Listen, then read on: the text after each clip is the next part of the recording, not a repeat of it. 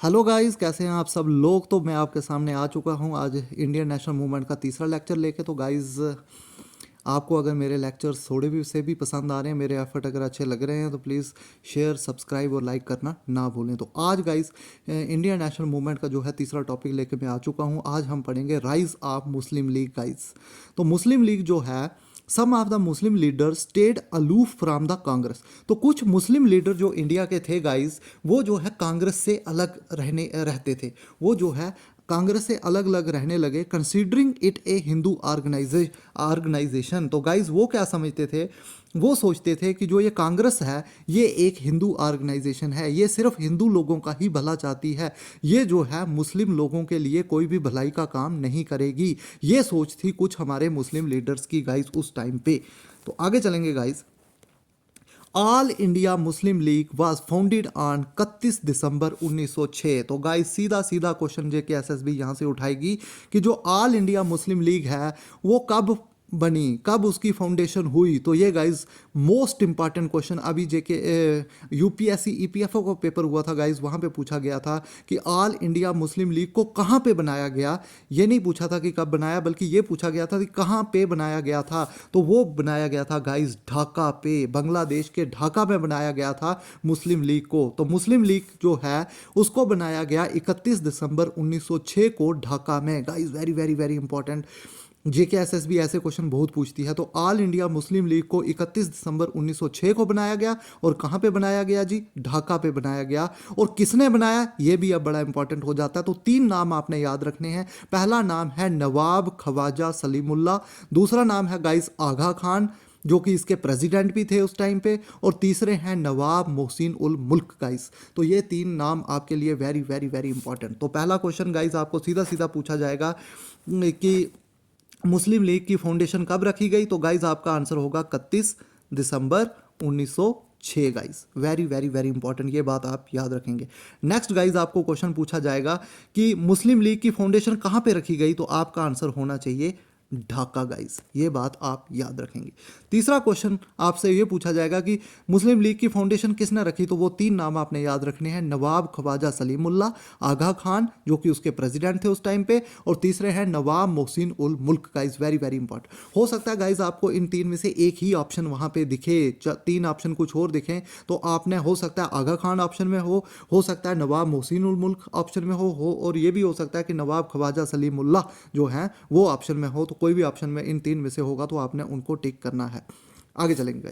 It was a conservative political organisation which believed in the concept of Muslim brotherhood. तो guys ये जो Muslim party थी, इसका जो था, इसका ये बिलीव करती थी एक ही कंसेप्ट में, वो था मुस्लिम ब्रदरहुड की। जो अपने अपने आप में जो मुस्लिम भाई हैं उनके बीच में ब्रदरहुड होना चाहिए, उनके बीच में भाईचारा होना चाहिए।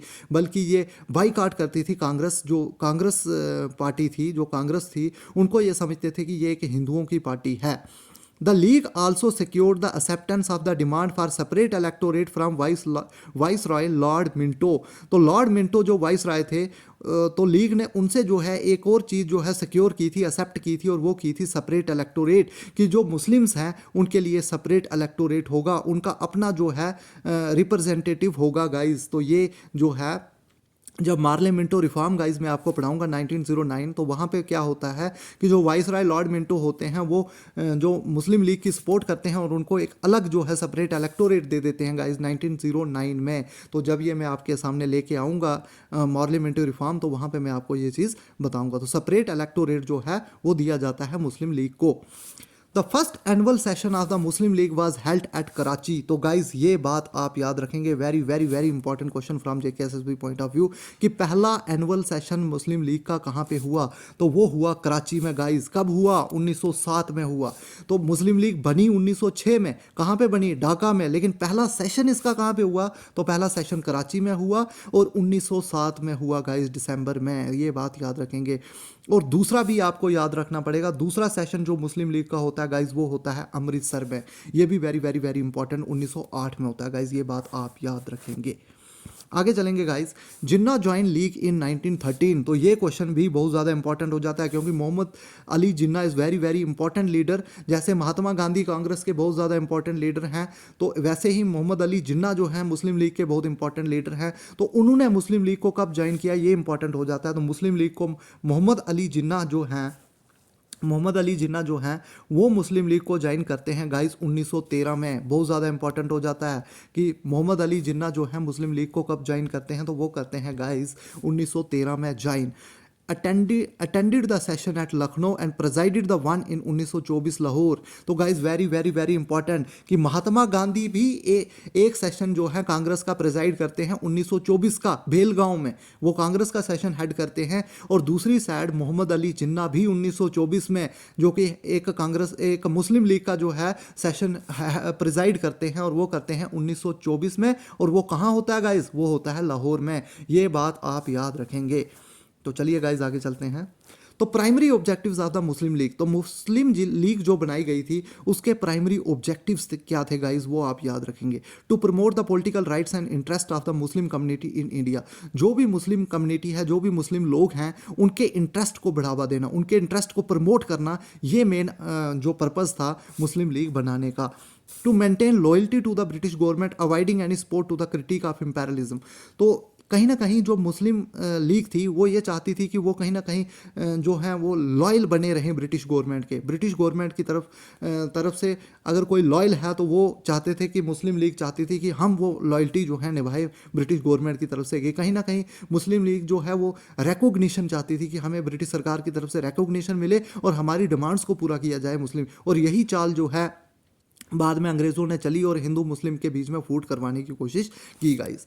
To demand separate electorates for the Muslim community they support partition of Bengal, तो सेपरेट इलेक्टोरेट गाइस डिमांड किया था। जो मुस्लिम कम्युनिटी है उन्होंने सेपरेट जो इलेक्टोरेट डिमांड किया और उन्होंने जो है सपोर्ट किया था पार्टीशन ऑफ बंगाल को गाइस। ये बात आप याद रखेंगे कि जो मुस्लिम लीग थी उसने जो है पार्टीशन ऑफ बंगाल को सपोर्ट किया था और डिमांड किया था कि हमें सेपरेट इलेक्टोरेट चाहिए, कि हमें अपना रिप्रेजेंटेटिव होना चाहिए, हमारे लोग ही जो है हमारे रिप्रेजेंटेटिव को ही वोट करेंगे गाइस। ये था सेपरेट इलेक्टोरेट और इन्होंने सपोर्ट किया था पार्टीशन ऑफ बंगाल को, क्योंकि जो ये मुस्लिम लीग थी ये चाहती थी कि ये लॉयल बनी रहे ब्रिटिश सरकार की और जो भी ये डिमांड है वो रखें और वो जो है पूरी हो जाएं। जो भी डिमांड ये अंग्रेज सरकार के सामने रखें वो पूरी हो जाएं। इसीलिए जो है मुस्लिम लीग ने जो है लॉयल बनी रहती थी ब्रिटिश सरकार की।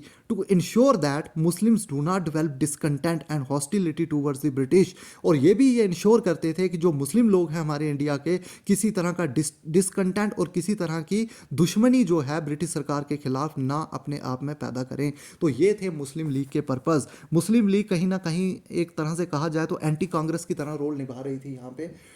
तो गाइज आगे चलेंगे। The British supported the league on the pretext that they would protect those who protect the special interest of the Muslims। तो ब्रिटिश सरकार जो गाइस थी उन्होंने सपोर्ट किया लीग को किस बिहाफ पे, उन्होंने सोचा कि वो उनको प्रोटेक्ट कर रही है जो प्रोटेक्ट कर रहे हैं special interest of the Muslims. तो ब्रिटिश सरकार का एक ही मुद्दा था कि हम उनको प्रोटेक्ट कर रहे हैं जो मुस्लिम्स को प्रोटेक्ट कर रहे हैं। तो कहीं ना कहीं उनका यही मुद्दा था कि कहीं ना कहीं ये जो कांग्रेस के एंटी हैं उनको वो सपोर्ट कर रहे हैं। कहीं ना कहीं जो मेन जो इंटेंशन था अंग्रेज़ी शासन का वो यही था कि अगर जो भी कांग्रेस के एंटी है हमें उनकी सपोर्ट करनी है। तो इस तरह का जो इंटेंशन था ब्रिटिश सरकार का, और दूसरी तरफ जो लॉयल्टी निभा रहे थे मुस्लिम लीग, तो ये कहीं ना कहीं जो इंटेंशन थी मुस्लिम जो अंग्रेज़ थे गाइस वो बहुत चालाक थे। उनको सब पता था कि उनको कैसे इस देश में शासन करना है। 1000 लोग आके यहाँ पे शासन करके चले गए और हमें इस चीज़ का पता लगा नहीं उस टाइम पे। However the Muslim League had a weakness that it entirely consisted of educated upper class with weak linkages to the interest of the Muslim belonging to the lower class. तो मुस्लिम लीग जो थी उसमें काफ़ी ज़्यादा वीकनेसेस थी guys, क्योंकि उसमें सिर्फ आपको एजुकेटेड अपर क्लास देखने को मिले, बल्कि और उसमें कोई ज़्यादा यूनिटी नहीं थी। तो उसमें जो मेंबरशिप थी गाइस मुस्लिम लीग में वो बहुत कम थी, उसमें सिर्फ आपको एजुकेटेड अपर क्लास ही देखने को मिले थे। ये एक बहुत बड़ी कमज़ोरी थी गाइस मुस्लिम लीग की। Maulana Abdul Kalam Azad was a rationalist and secular who put nationalism above than any religion. तो ऐसे कौन से मुस्लिम थे गाइस जो रैशनलिस्ट थे और सेकुलर थे और उन्होंने नेशनलिज्म को ऊपर रखा था रिलीजन से, और यही थे guys he also started a newspaper Al Hilal. तो ये क्वेश्चन आपको पूछा जा सकता है कि ऐसे कौन से वो कौन थे जिन्होंने न्यूज़पेपर स्टार्ट किया था अल हिलाल 1912 में। तो वो थे मौलाना अब्दुल कलाम आज़ाद, जो कि बहुत ही एक सेकुलर इंसान थे। उन्होंने जो है अल हिलाल न्यूज़पेपर शुरू किया था और उन्होंने किसी रिलीजन से ऊपर, किसी भी रिलीजन से उन्होंने कहा था कि नेशनलिज्म जो है वो ऊपर से है। तो मौलाना अब्दुल कलाम आज़ाद ने जो है ज़्यादा नेशनलिज्म की तरफ ध्यान दिया, ना कि किसी रिलीजन की तरफ। He also started a newspaper Al Hilal in 1912 through which he propagated his ideas of nationalism. तो इन्होंने जो है नेशनलिज्म का आइडिया जो है काफ़ी जो है फैलाया था अल हिलाल न्यूज़पेपर की वजह से। नेक्स्ट गाइज, ये अरहार मूवमेंट है। अरहार मूवमेंट जो है 1906 से 1912 के बीच में रही। इसको फाउंड किया था हमारे मुस्लिम मिलिटेंट नेशनलिस्ट ने हसन इमाम, मजहर उल हक, मौलाना जफर अली खान, मजहर ul Haq, Maulana Abul Kalam Azad being the most prominent who protested against both Punjab Hindu Sabha and Muslim league. तो ये काफ़ी खिलाफ थी, जो अहरार मूवमेंट है हमारे मुस्लिम लीग और पंजाब हिंदू सभा के खिलाफ थी गाइज। ये बात आप याद रखेंगे। तो मुस्लिम लीग आपकी होती है ख़त्म। उसके बाद गाइज हम आ जाते हैं सूरत स्प्लिट पे। तो सूरत स्प्लिट होता है गाइज इंडियन नेशनल कांग्रेस का 1907 में। तो सूरत स्प्लिट में ऐसा होता है कि जो हमारे मॉडरेट्स लीडर हैं और जो हमारे एक्सट्रीमिस्ट लीडर्स हैं गाइज, उनके बीच में आ जाता है स्प्लिट, और ये होता है 1907 में। और सूरत है हमारे गुजरात में गाइज, वहाँ पे होता है ये Surat split. The split between the moderate and the extremist become inevitable and the two factions divided officially at this session. तो इस सेशन में ऐसा होता है कि जो मॉडरेट दल था और दूसरी तरफ जो एक्सट्रीमिस्ट विंग था, ये दोनों विंग गाइज अलग हो जाते हैं 1907 में सूरत में guys. Very very important. The extremist wanted to hold the session at Nagpur. जो एक्सट्रीमिस्ट थे गाइज, जो एक्सट्रीमिस्ट विंग था, उसमें आते थे लाल, बाल, पाल और अरबिंदो घोष। लाल मीन्स लाला लाजपत राय, बाल मीन्स बाल गंगाधर तिलक, और लाल मीन्स बिपिन चंद्र पाल और अरबिंदो घोष। ये थे हमारे एक्सट्रीमिस्ट लीडर। और दूसरी तरफ जो मॉडरेट लीडर्स थे गाइज, उधर आ जाते थे गोपाल कृष्ण गोखले, दादा भाई नेहरूजी, फिरोज शाह मेहता। तो गाइज ये थे मॉडरेट लीडर, और ये दोनों लीडर्स जो हैं यहाँ पे हो जाते हैं अलग, क्योंकि जो एक्सट्रीमिस्ट थे गाइज, वो चाहते थे कि जो सेशन है कांग्रेस का 1907 का, वो होना चाहिए नागपुर में under the presidentship of Lala Lajpat Rai, जिनको लाइन ऑफ पंजाब भी कहा जाता है गाइज। ये बात आप याद रखेंगे। और लाला लाजपत राय की प्रेसिडेंटशिप चाहते थे एक्सट्रीमिस्ट लीडर की। कांग्रेस का जो लीडर है, जो प्रेसिडेंट है नागपुर सेशन में, होना चाहिए लाला लाजपत राय या तिलक, या बाल गंगाधर तिलक को वो बनाना चाहते थे प्रेसिडेंट। लेकिन इसी बीच गोखले, गोपाल कृष्ण गोखले, जो कि एक मॉडरेट थे, who represented the moderate section, वो रिप्रेजेंट कर रहे थे मॉडरेट सेक्शन को, wanted the Congress session to be held at Surat. और लेकिन वो चाहते थे कि कांग्रेस सेशन कहाँ हो, सूरत में। और ये रीज़न क्या था, क्यों चाहते थे वो सूरत में हो? क्योंकि गाइज अगर नागपुर में होता तो बाल गंगाधर तिलक को वहाँ बहुत ज़्यादा सपोर्ट मिल जाती, बाल गंगाधर तिलक वहाँ जीत जाते, और ये गोपाल कृष्ण गोखले नहीं चाहते थे। इसीलिए उन्होंने सोचा कि ये जो सेशन है ये होना चाहिए सूरत में। And Ras Bihari Ghosh to be the president, और वो चाहते थे कि रास बिहारी घोष को बनाया जाए प्रेसिडेंट। गोखले चाहते थे कि रास बिहारी घोष बने, और दूसरी तरफ जो है एक्सट्रीमिस्ट विंग चाहते थे कि या तो लाला लाजपत राय बने और या बने बाल गंगाधर तिलक। और इसी की वजह से लास्ट क्या होता है कि finally the session was held at Surat, और लास्ट मॉडरेट जो मॉडरेट थे वो चाहते थे सूरत में हो, और सूरत में ही फाइनली सेशन होता है under the presidentship of Ras Bihari Ghosh. But the session was suspended later. वहां पे चप्पलें चल जाती हैं गाइस, इतना ज़बरदस्त हंगामा होता है, और जिसकी वजह से वहाँ पे मॉडरेट और एक्सट्रीमिस्ट गाइस अलग हो जाते हैं। और ये है सूरत स्प्लिट। यहाँ पे ही हमारे मॉडरेट्स और एक्सट्रीमिस्ट अलग हो जाते हैं। But the session was suspended later since both the leaders could not make a compromise. और जो लीडर थे एक्सट्रीमिस्ट विंग और मॉडरेट विंग, जो कि किसी तरह का कंप्रोमाइज नहीं कर पाते हैं, और ये दोनों हो जाते हैं अलग। From there onwards the Congress got splitted into two factions. और यहाँ से कांग्रेस जो है अलग हो जाती है। एक जो है वो बन जाता है one led by the extremist and the other led by the moderates. तो मॉडरेट्स एक्सट्रीमिस्ट अलग होते हैं हमारे सूरत सेशन में गाइस, ये बात आप याद रखेंगे। तो सूरत सेशन में ये अलग होते हैं।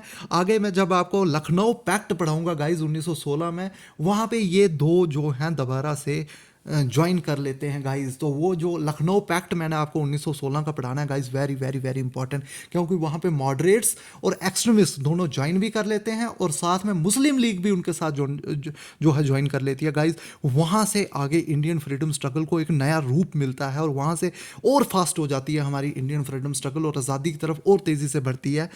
लेकिन यहाँ पे एक बहुत बड़ा स्प्लिट आता है, सूरत स्प्लिट। तो ये सूरत स्प्लिट होता है 1907 में। तो JKSSB आपको सीधा क्वेश्चन पूछेगी कि सूरत स्प्लिट कब हुआ था, तो वो आपका आंसर होना चाहिए 1907 में। अगला क्वेश्चन आपको यहाँ से ये पूछा जा सकता है कि एक्सट्रीमिस्ट कहाँ चाहते थे कि सेशन हो, वो चाहते थे नागपुर में हो। वो क्या चाहते थे कि कौन प्रेसिडेंट बने, वो चाहते थे कि लाला लाजपत राय या बाल गंगाधर तिलक जो हैं वो प्रेसिडेंट बने। लेकिन गोपाल कृष्ण गोखले जो मॉडरेट थे वो कौन चाहते थे कि प्रेसिडेंट बने, वो चाहते थे कि रास बिहारी घोष प्रेसिडेंट बने। वो चाहते थे कि सूरत में सेशन हो, क्योंकि नागपुर में अगर सेशन होता तो बाल गंगाधर तिलक वहाँ जीत जाते। तो फाइनली जो सेशन है वो सूरत में होता है, रास बिहारी घोष जो है प्रेसिडेंट बन जाते हैं और इसी की वजह से वहां पे हो जाता है स्प्लिट गाइस, और मॉडरेट और एक्सट्रीमिस्ट के बीच में होती है लड़ाई और दोनों हो जाते हैं अलग। तो आई होप गाइस आपको मुस्लिम लीग और सूरत स्प्लिट आपको समझ आ चुका होगा गाइस। तो अगर गाइस आपको मेरे एफर्ट पसंद आ रहे हैं तो प्लीज़ लाइक, शेयर और सब्सक्राइब और कमेंट करना ना भूलें मेरी वीडियो। Thank you guys.